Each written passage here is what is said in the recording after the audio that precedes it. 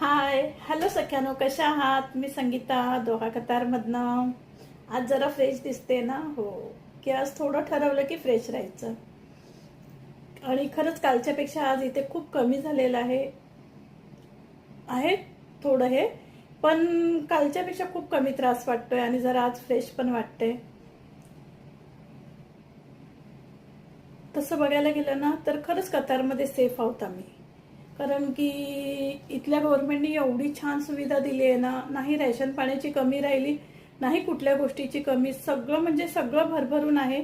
आणि म्हणजे इथल्या गव्हर्नमेंटनी एवढे छान सांगितले ना की मॉलही भरपूर मॉल असे 24 तास कंटिन्यू चालू ठेवलंय. सांगितलंय की काहीच म्हणजे भरून ठेवायची गरज नाहीये, तुम्हाला काहीच कमी पडणार नाहीये.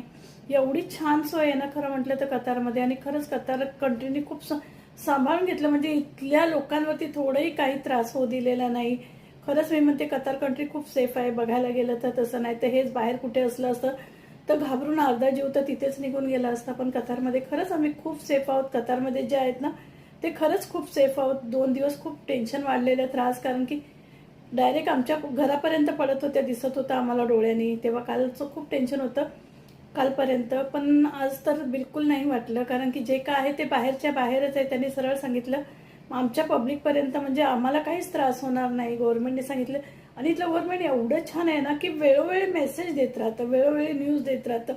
आणि तुम्हालाही सांगते, जे आपल्या इंडियाचे न्यूज चॅनल आहेत ना त्याच्यामध्ये खरं सांगते खूप फेक न्यूज आहेत. खूप फेक न्यूज दाखवतायत ना, एडिट करून करून इकडचं एवढं दाखवतायत ना. तसं बघायला गेलं तर आम्ही खूप सेफ आहोत. कतारमध्ये जे काही आहेत ते सगळे सेफ आहेत. तसं बघायला गेलं तर माझा मुलगाही अबुधाबीमध्ये, ते लोक पण खूप सेफ आहेत. ह्या दोन्ही कंट्र्या तर सध्या आम्ही राहतोय म्हणून आम्ही सांगतो की आम्ही खूप सेफ आहोत म्हणून. काल आम्ही संध्याकाळी थोडी भाजीपाला घ्यायला गेलो होतो तर मार्केटही व्यवस्थित होतं.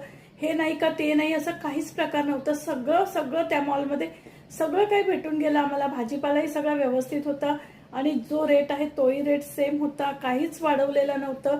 कारण स्ट्रिक्टली वॉर्निंग आहे इकडच्या कतारच्या गव्हर्नमेंटची की कसलेच रेट वाढले नाही पाहिजेत. की म्हणजे म्हणजे विचार करा तुम्ही किती काळजी घेतात की आम्हाला आपल्या इथल्या पब्लिकला राहणाऱ्यांना कुठलाच त्रास नाही झाला पाहिजे, याची काळजी पुरेपूर घेतली आहे कतार गव्हर्नमेंटनी. आणि खरंच सांगते मी, खरंच की आम्ही खूप सेफ आहोत. फक्त एवढेच आहेत की सारखे मेसेज येतील की तुम्ही घरातच राहा. आज सकाळी एक मेसेज आला, त्याच्यानंतर तर मेसेज नाही आले.